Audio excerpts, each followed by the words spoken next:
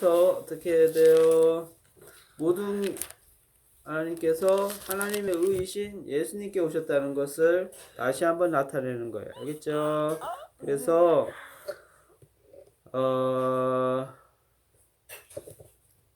19절 그럼 읽어보세요.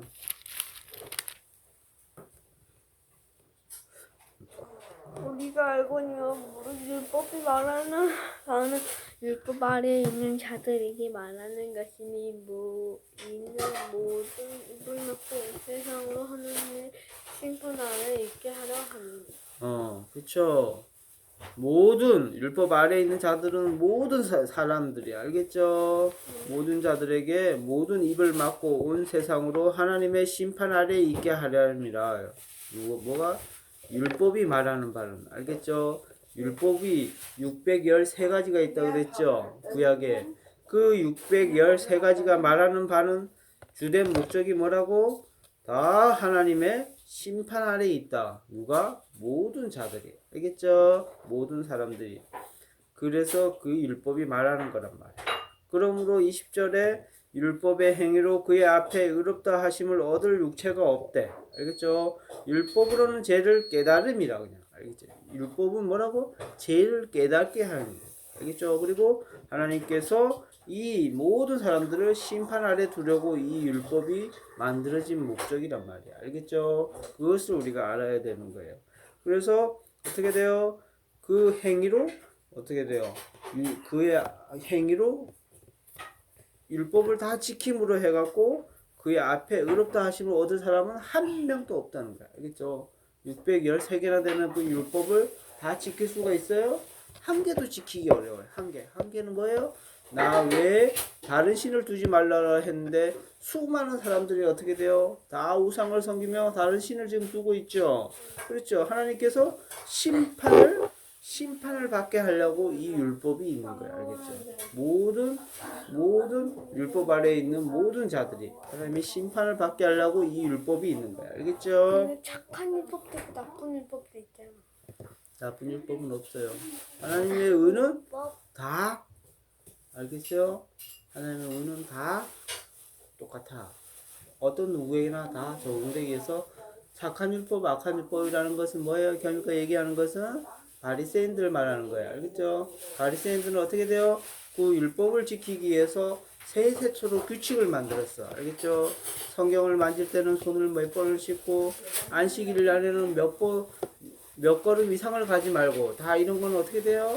다 결국에는 율법을 지키는 것이 아니라 율법에 어떻게 돼요? 얽매여서 율법을 지키는 게 아니라 율법을 보이기 위한 외식하는 자들이 다 되게 만드는 거예요.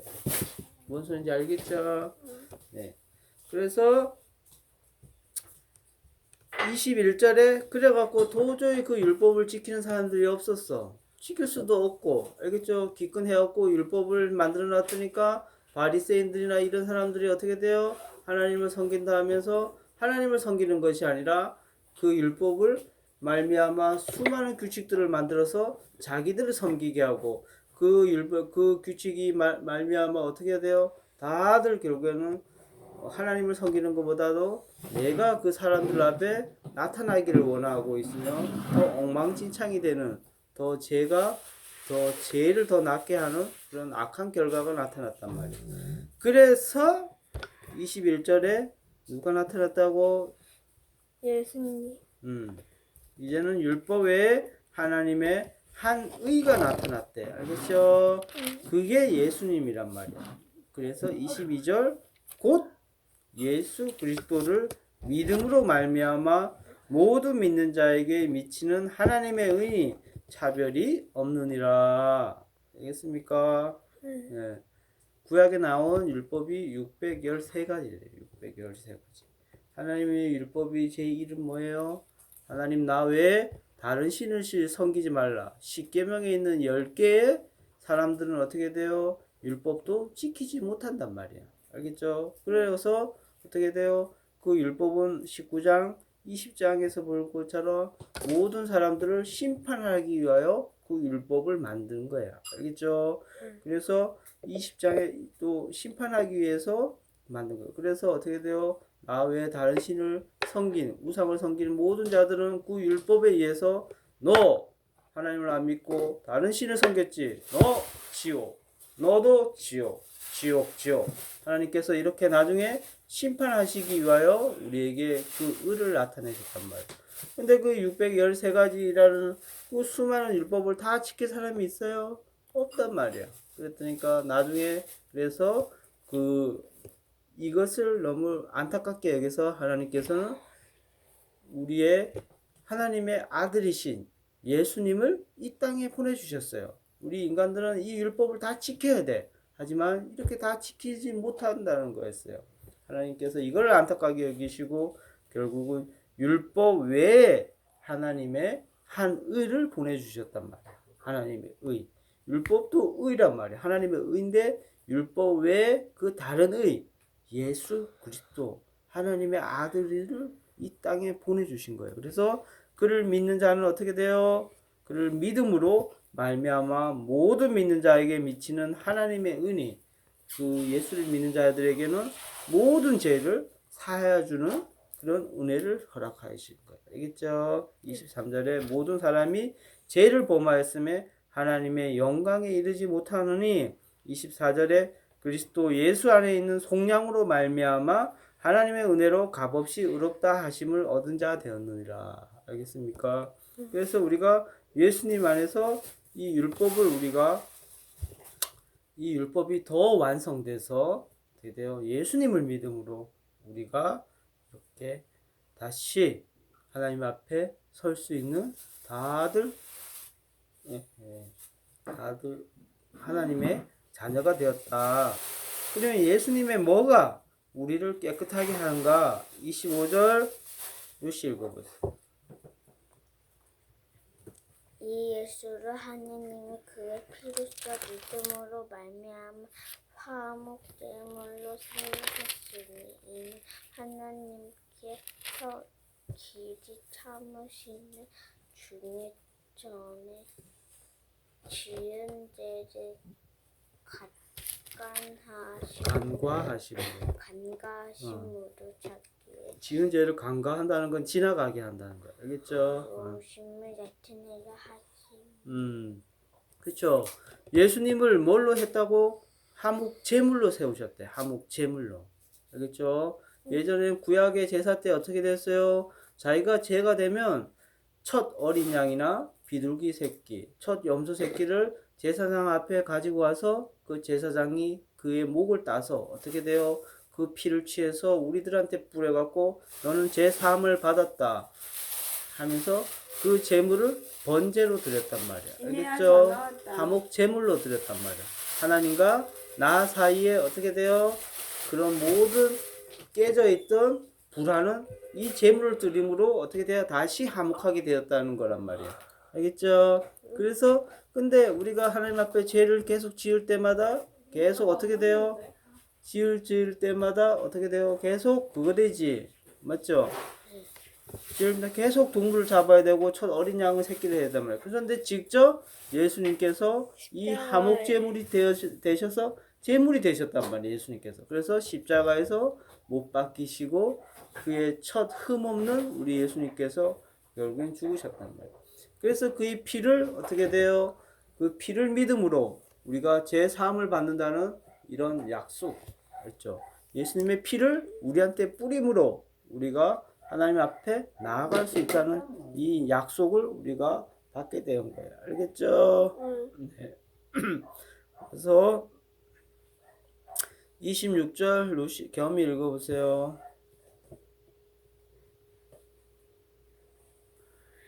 곧 이때에 자기의 의로우심을 나타내서 자기도 의로우시며 또한 예수 믿는 자를 의롭다 하려 하심이라. 그래서 하나님께서 자기의 의로움을 나타내셨대요. 알겠죠? 그래서 자기도 의로우시며 하나님도 의로우시고 또한 예수 믿는 자를 의롭다 하려 하심이라. 알겠죠? 하나님께서는 어떻게 돼요? 율법에 매여서 모든 사람들이 다 지옥에 가는 것을 원치 않으셨단 말이야. 알겠죠? 그래서 예수님께서 이 땅에 보내주시고 예수님께서 직접 화목 제물로 하나님 앞에 세워졌을 때 하나님께서는 이것을 의롭다 함을 얻은 거예요. 알겠죠? 네. 그래서 우리는 어떻게 돼요? 그래서 예수를 믿는 자마다 다 의롭다 하려 하심이라. 그래서 27절 엄마 읽어보세요. 그런즉 자랑할 때가 어디냐 있을 수가 없느니라. 무슨 법으로냐 행위로냐 아니라 오직 믿음의 법으로니라. 오직 믿음의 법으로 어떻게? 그렇죠. 그래서 28절에 그러므로 사람이 의롭다 하심을 얻는 것은 율법의 행위에 있지 않고 믿음으로 되는 줄 우리가 인정하노라. 알겠습니까? 그래서 바울이 이제 결론을 내리고 있어요. 뭐라고 결론을 내리냐면 29절에 하나님은 다만 유대인의 하나님이시냐? 아니다. 이방인의 하나님도 되신다. 것을 얘기하는 거고 이방인은 우리가 결국에는 하나님을 믿음으로 우리가 예수님을 믿음으로 우리도 의롭다함을 얻는다는 것을 말하는 거예요. 알겠죠? 그래서 30절에 의롭다 하실 하나님은 한 분이시다. 31절에 그런즉 우리가 믿음으로 말미암아 율법을 파기하느냐? 그럴 수 없느니라. 도리어 율법을 굳게 세우느니라. 결국에는 우리가 예수님을 믿음으로 말미암아 그러면 613개나 되는 그 율법을 없애 치우겠느냐? 아니다. 그게 아니라 율법을 굳게 세운대. 그렇죠? 예수님 말미암아 그 율법은 어떻게 돼요? 율법을 얘기하고 지키는 자들이 없었단 말이에요. 알겠죠? 지킬 수도 없었어. 그런데 그걸 해갖고 하나님께서 그걸 불쌍히 여겨서 예수를 믿음으로 어떻게 돼요? 그 율법이 그 부족했던 부분이 알겠죠? 그 부족했던 부분이 더욱 굳건하게 세워졌대. 그래서 어떻게 돼요? 예수를 믿기만 하면 구원을 받는다. 이 말씀을 하는 거예요, 사람들이. 그런데 중요한 건 뭐다? 예수님을 믿을 때 이 율법에 대해서는 전혀 그렇지 않고 하나님의 말씀을 어떻게 돼요? 경외시하며 그냥 믿기만 하면 돼. 이렇게 해버리니까 어떤 사태가 발생돼요? 다들 죽어서 지옥불에 던져지는 결과가 나타나는 거예요. 알겠죠? 예수님 믿기만 하면 돼. 그게 아니라 예수님을 믿음으로 어떻게 돼요? 또 하나님 말씀에 순종하는 삶을 살아야 된다는 게 그게 바울이 얘기하는 거예요. 알겠죠? 굳건하게 했단 말이에요. 더 굳건하게. 그래서 예수님의 말씀에 우리가 순종하려고 애를 쓰면서 어떻게 돼요? 예수님을 믿는 거예요. 알겠죠? 그게 진실로 하나님 앞에 정말 의롭다함을 얻는 방법이란 거예요. 오늘은 어떻게 돼요? 우리 이방인에게도